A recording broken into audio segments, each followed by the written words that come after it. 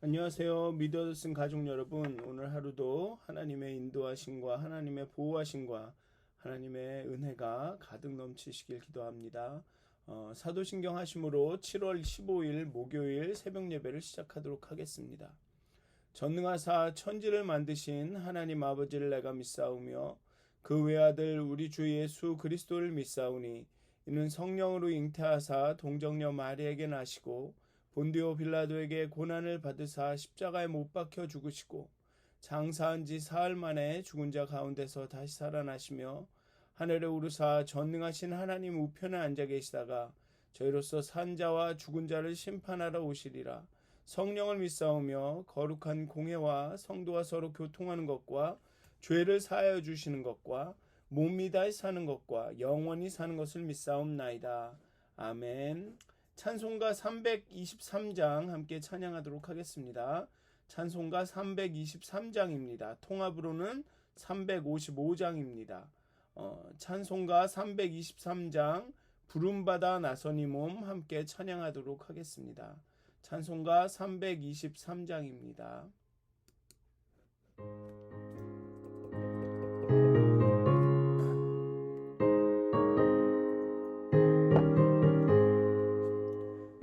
부름받아 나서니 몸 어디든지 가오리다. 괴로우나 즐거우나 주만 따라가오리니 어느 누가 막으리까. 죽음인들 막으리까. 어느 누가 막으리까. 죽음인들 막으리까. 악을 골짝 빈들에도 복음 들고 가오리다. 소돔 같은 거리에도 사랑 담고 찾아가서 종의 몸에 지닌 것도 아낌없이 드리리다. 종의 몸에 지닌 것도 아낌없이 드리리다.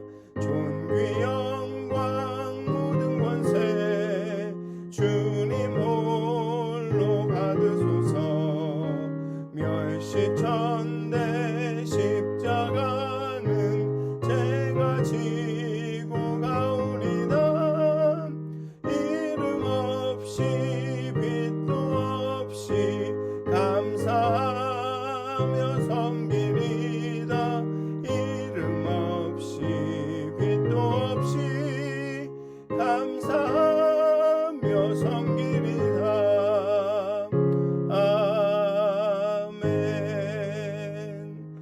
찬송가 325장 함께 한 장 더 찬양하시겠습니다. 찬송가 325장입니다. 통합으로도 325장입니다. 예수가 함께 계시니 함께 찬양하도록 하겠습니다. 찬송가 325장 예수가 함께 계시니 함께 찬양하도록 하겠습니다.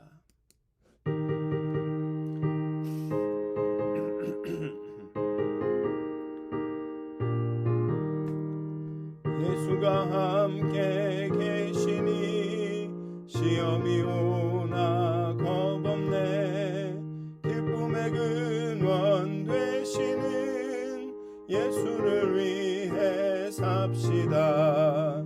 날마다 주를 섬기며 언제나 주를 기리고 그 사랑 안에 살면서 딴 길로 가지 맙시다. 이 세상 사는 동안에 주 이름 전파하면서 무한한 복락 주시는 예수를 위해 삽시다. 날마다 주를 섬기며 언제나 주를 기리고 그 사랑 안에 살면서 딴 길로 가지 맙시다. 이 세상 친구 없어도 예수는 나의 친구니 불의한 일을 버리고 예수를 위해 삽시다. 날마다 주를 섬기며 언제나 주를 기리고 그 사랑 안에 살면서 딴 길로 가지 맙시다. 주께서 심판하실 때 잘했다 칭찬하리니 이러한 상급 받도록 예수를 위해 삽시다. 날마다 주를 섬기며 언제나 주를 기리고 그 사랑 안에 살면서 딴 길로 가지 맙시다. 아멘. 다 같이 기도하시겠습니다. 하나님, 우리를 하나님의 자녀로 부르신 것을 참으로 감사드립니다. 또 우리를 하나님, 정말 하나님 우리의 각자의 그런 성정과 또 재능과 능력에 따라 우리에게 각자 맞는 합당한 그 부르심을 우리에게 주셨음을 감사드립니다. 정말 오늘 하루 그 부르심에 합당한 삶을 살기 원합니다. 정말 예수님과 함께 걸으며 예수님을 섬기고 예수님을 기리며 주님이 원하시는 그 길을 걷기를 원합니다. 하나님 우리의 영혼을 깨워주시고 우리의 눈을 열어주시고 우리의 귀를 열어주셔서 우리의 삶 가운데 은밀하게 말씀하시는 하나님을 체험하고 경험하게 하여 주시옵소서. 정말 깨닫게 하여 주시옵소서.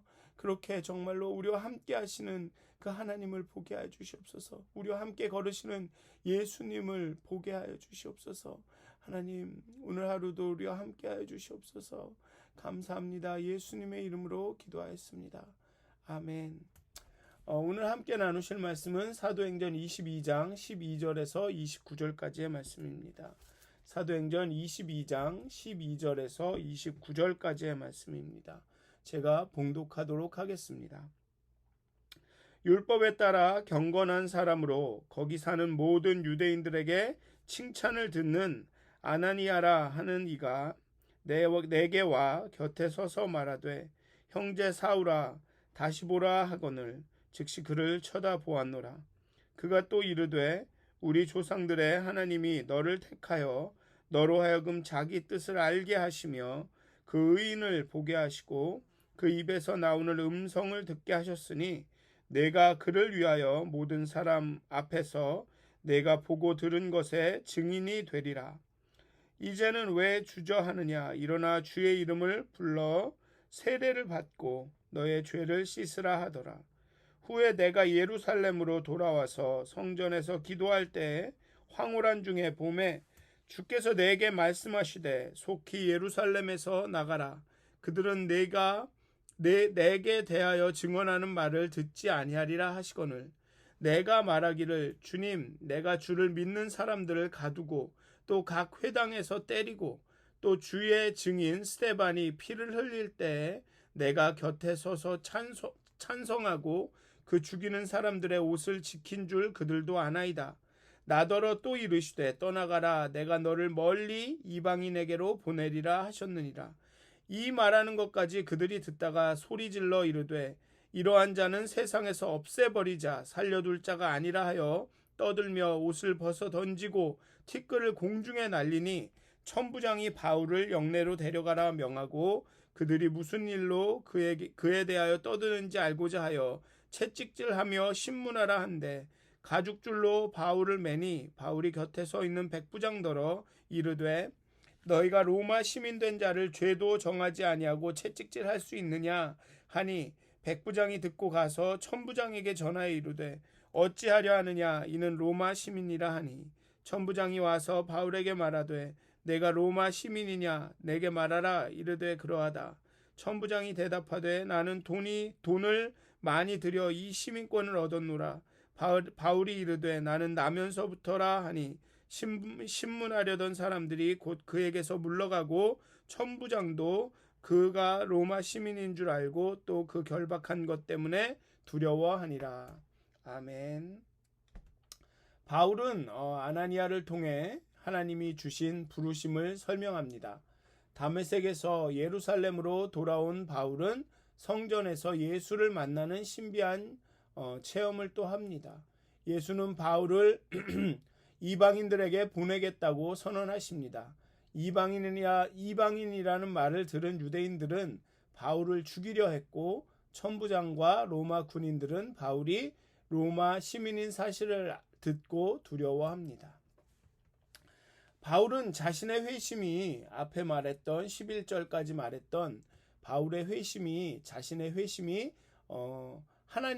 자신이 하나님을 경험한 것이 그 부르심을 받은 것이 신빙성이 있고 적법함을 보이기 위해 아나니아의 입을 빌립니다. 그리고 아나니아를 율법에 따라 경건하고 유대인들에게는 칭찬을 듣는 사람이라고 소개하므로 그의 회심과 그의 사역이 유대교에게 해를 입히는 것이 아님을 더 강조하려고 합니다. 아나니아는 이야기합니다.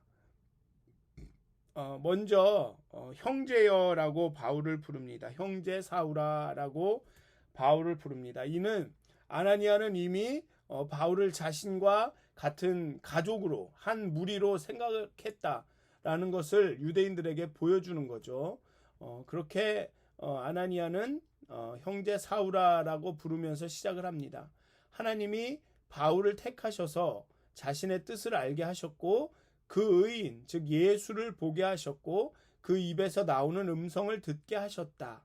그리고 이제는 모든 사람 앞에서 그를 위하여 보고 들은 것을 증언하는 증인으로 삼으셨다라고 아나니아는 바울에게 얘기합니다. 다른 말로 하면 아나니아 입을 통해서 바울은 유대인들에게 유대인 무리들에게 이 일은 하나님이 택하신 일이다. 그리고 내가 하나님 그 예수님을 받고 부활하신 예수님을 받고 그 음성을 들었다. 하나님께서 나를 증인으로 삼으셨다라는 이야기를 유대인들 무리에게 하고 있죠. 그리고 아나니아의 제안 그 권면대로 주의 이름을 부르고 세례를 받고 죄의 사함을 받습니다. 즉 구원을 얻게 됩니다. 예수님을 영접하게 됩니다. 그 장면을 보여주고 있죠. 그리고 누가가 이렇게 그 주의 이름을 부르고 세례를 받고 죄의 사함을 받는다라는 이것을 쓴 이유는 베드로도 이러한 과정을 얘기했습니다. 그래서 이 세 가지를 언급함으로써 바울이 그 자리에서 복음을 구원을 경험하게 되었다라는 것을 이야기하고 있는 것입니다. 하나님의 은혜를 경험하게 되었다라고 이야기하고 있습니다. 여기서 하나님을 우리 조상들의 하나님이라고 언급하면서 바울은 자신의 회심과 소명은 자신이 하나님을 은혜를 경험하고 구원을 경험하게 된 것은 다른 하나님에게서 온 것이 아니라 다른 신에게서 온 것이 아니라 유대인들이 섬기는 그 하나님에서 온 것임을 다시 한번 분명히 합니다. 그리고 예루살렘으로 돌아와 성전에서 기도할 때 예수님께서 바울에게 예루살렘을 떠나라고 하십니다. 그러자 바울은 내가 유대교의 열심이었음을 그리스도인들을 잡아 처형할 때 내가 찬성하고 옷을 지켰음을 알기 때문에 저 사람이 알기 때문에 저 유대인들도 알기 때문에 내게는 아무 일도 있지 않을 것이라 라고 말했다고 합니다. 유대인들이 자신을 해치지 않을 것이라고 말했다고 유대인들에게 이야기합니다. 그런데 예수님은 유대인들은 바울이 증거하는 말을 듣지 않을 것이라고 그러니 이방인에게 가서 내 말을 전하라고 하십니다. 이는 바울의 변호를 듣는 유대인들을 화나게 했을 것입니다. 왜냐하면 바울이 우리 조상의 하나님에 의해 선택된 증인인데 그 하나님의 말씀이 유대인에게는 합당하지 않기 때문에 이방인들에게로 간다. 우리가 듣지 않기 때문에 이방인들에게 증거한다. 우리가 하나님이 주시는 말씀을 받을 자격이 없다라는 소리로 들릴 수 있기 때문에 그렇습니다. 이보다 유대인들에게 모욕적인 말이 없었을 것입니다. 왜냐하면 그들 자신들이 그들 자신들만이 하나님의 말씀을 듣고 그 말씀에 순종하고 살고 있다라고 생각했기 때문에 그렇습니다. 자기의 의가 충만한 사람들이었기 때문에 그렇습니다. 우리만이 하나님의 말씀에 합당하고 우리만이 하나님의 그런 계시를 받을 수 있다. 우리가 하나님의 뜻을 알고 있다. 율법을 갖고 있다. 이런 자기의가 충만한 사람들이었기 때문에 하나님께서 이방인들에게, 유대인들은 걔네들은 말을 듣지도 않을 거고 이방인들에게 가라라는 그 말씀을 하나님이 바울에게 하셨다라는 얘기는 유대인들을 엄청나게 화나게 했을 것입니다. 그렇게 화난 군중이 바울이 말을 끝내기도 전에 바울에게 달려들어서 바울을 죽이려고 합니다. 하지만 바울은 하나님이 보내신 로마 군사의 보호를 받습니다. 그리고 로마 시민이기 때문에 어떤 고문도 어떤 감금도 당하지 않습니다. 여기서 바울은 유대인들에게 변호를 합니다. 변명을 한다라고 본문은 얘기했지만 자신을 설명합니다. 자신이 어떻게 해서 이런 사역을 하게 됐고 어떻게 해서 이런 하나님의 부르심을 받게 됐냐라고 자신을 설명을 하죠.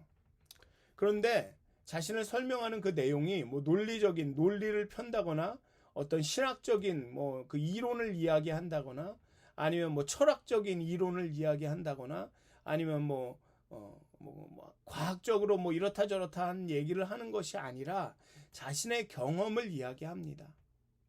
자신이 경험한 하나님을 쭉 얘기합니다. 자신을 설명할 때 자신의 경험, 하나님의 경험, 머리가 아니라 머리에 알고 있는 지식을 막 나눈 것이 아니라 자신의 체험을 이야기합니다.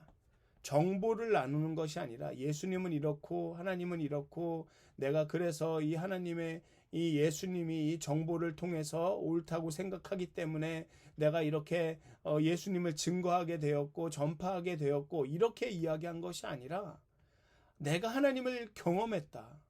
너네들도 알다시피 내가 유대교인으로서 그리스도인들을 죽이려는 사람이었는데 그때까지만 해도 논리적으로 합리적으로 뭐 신학적으로 철학적으로 모든 게 그렇게 하는 것이 옳은 것이었는데 내가 하나님을 경험하고 나니 그런 모든 것들이 뭐라 그럴까요? 합리적이지 않더라. 모든 것들이 옳은 것이 아니더라. 그런데 이런 경험을 통하고 났더니 예수께서 하나님이었고 이 하나님께서 예수를 통해서 내게 이런 사명을 이런 소명을 이런 부르심을 주었다라는 것을 깨달았다. 그렇기 때문에 내가 이런 일을 하고 있다라고 말하고 있습니다.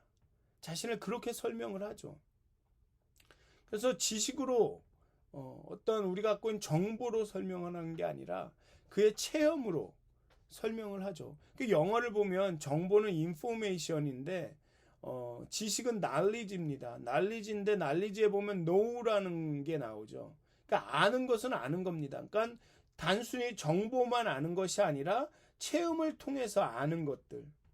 그거는 정보로 설명하기는 어렵지만 그냥 아는 그런 것들이 있습니다.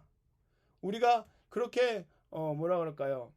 이렇게 정리가 되고 논리적이고 이런 지식으로 알게 되는 것도 있지만 그런 게 없더라도 그냥 알게 되는 것들도 있습니다. 그러니까 이 모든 게 다 있어야 된다는 것이죠. 정말 그냥 그런데 이 유대인들처럼 그냥 어떤 정보에만 어떤 자기가 갖고 있는 그런 율법, 지식 이런 것에만 사로잡히게 되면 이렇게 새로운 것을 배우기가 어려워지는 것이죠. 그 체험을 하기가 어려워지는 것입니다. 그래서 오늘의 바울은 자신을 설명할 때 물론 이 안에 많은 논리와 그런 지식이 있죠. 바울에. 그렇지만 이 모든 것들이 체험의 근거에서 나왔다라는 것입니다. 그래서 여러분들도 이 체험의 신앙이 중요하다란 말은 너무나도 많이 들으셨을 것입니다. 그리고 사실은 좀 부정적으로 그 체험의 신앙을 쓰기도 합니다. 뭐 여기 나온 것처럼 바울처럼 뭐 빛을 봐야 되고 막 뭐가 큰 일이 났다가 무슨 뭐 아주 신비한 경험을 해야 되고 이런 것만이 체험이 아닙니다. 그냥 소소하게 삶 가운데 이때 하나님께서 내게 이런 말씀을 하셨구나 아니면 이렇게 인도하셨구나라는 그런 깨달음도 그것도 체험입니다. 아니면 성경을 읽으면서 내 마음을 치는, 내 마음을 이렇게 만지는 그 깊은 깨달음, 그것도 체험인 것이죠. 그러한 체험이 신앙생활을 하는데 중요하다라는 것입니다. 뭐 정말로 이렇게 신비롭게 막 이런 게 아니라, 그런 체험이 아니라 작게 아주 소소하게 기도 가운데 느끼는 감동, 아니면 말씀을 읽으면서 깨달아지는 것, 사람들을 만나면서 느끼게 되는 하나님 여기 계시고, 그런 소소한 우리의 삶 가운데 작게 작게 일어나는 그런 체험들, 그것이 우리의 신앙을 형성하고 우리에게 확신을 준다라는 것입니다. 바울이 이런 죽음의 위기 가운데도 이렇게 담대하게 확신 있게 이야기할 수 있었던 것은 그 어떤 것으로도 부정할 수 없는 자신의 체험이었기 때문에 그렇습니다. 누가 이런 논리와 과학적인 증거를 대면서 그거는 있을 수 없다라고 말해도 내가 경험한 것이기 때문에 이건 어쩔 수 없다는 것이죠. 그렇기 때문에 체험의 신앙이 중요하다라고 하는 것입니다. 그래서 여러분들 오늘 하루도 정말 그렇게 소소하게 여러분들의 삶을 만지시고 인도하시고 여러분들의 삶 가운데서 말씀하시는 그 하나님을 경험하시기를 간절히 기도합니다. 여러분도 하나님 내 눈을 열어주시고 내 귀를 열어주셔서 그렇게 소소하게 역사하신 하나님을 경험하게 하여 주시옵소서. 기도 가운데 말씀을 묵상하는 가운데 우리를 깨닫게 해주시고 우리를 감동시켜 달라고 그렇게 기도하셨으면 좋겠습니다. 그렇게 하나님을 경험하심으로 여러분의 신앙이 성장하고 여러분들의 신앙이 더욱 굳어지시기를 주님의 이름으로 축원드립니다. 기도하시겠습니다. 하나님, 주의 종 바울은 정말 그 죽음의 위기 가운데 자신을 죽이려고 소리를 높이고 정말 그 화를 내면서 그렇게 씩씩거리는 그 사람들 앞에서도 담대히 그리스도의 복음을 증거할 수 있었습니다. 자신의 소명을 말할 수 있었습니다. 왜냐하면 바울은 하나님을, 예수님을 보았기 때문입니다. 경험했기 때문입니다. 하나님, 오늘 하루 정말 우리가 살아갈 때 정말 수많은 그런 도전들이, 어려움들이 우리의 믿음과 신앙을 흔들지만 우리가 흔들리지 않고 요동치 않고 굳건할 수 있는 이유는 우리 가운데 역사하시는 그렇게 소소하게 작게 우리에게 깨달음을 주시는 하나님이 계셨기 때문에, 우리가 그 하나님을 경험했기 때문입니다. 하나님 오늘 하루도 정말 우리의 눈을 열어주시고 우리의 귀를 열어주시고 우리의 마음을 열어주셔서 하나님께서 주시는 그 감동을 우리의 기도 가운데, 묵상 가운데, 우리의 삶 가운데 주시는 하나님의 감동과 깨달음과 그 경험을 할 수 있도록 하나님 오늘도 우리와 함께 해 주시옵소서. 우리를 깨우쳐 주시옵소서. 우리의 마음을 열어 주시옵소서. 우리의 영의 눈을 열어 주시옵소서. 그렇게 하여서 우리의 믿음이, 우리의 신앙이 정말 강해질 수 있도록, 성장할 수 있도록 오늘도 우리와 함께 해 주시옵소서. 감사합니다. 예수님의 이름으로 기도하였습니다. 아멘. 하늘에 계신 우리 아버지여, 이름이 거룩히 여김을 받으시오며 나라가 임하옵시며 뜻이 하늘에서 이루어진 것 같이 땅에서도 이루어지이다. 오늘 우리에게 일용할 양식을 주옵시고 우리가 우리에게 죄진 자를 사하여 준 것 같이 우리의 죄를 사하여 주옵시고 우리를 시험에 들게 하지 마옵시고 다만 악에서 구하옵소서. 나라와 권세와 영광이 아버지께 영원히 쌓옵나이다. 아멘. 평안한 하루 되시길 기도합니다.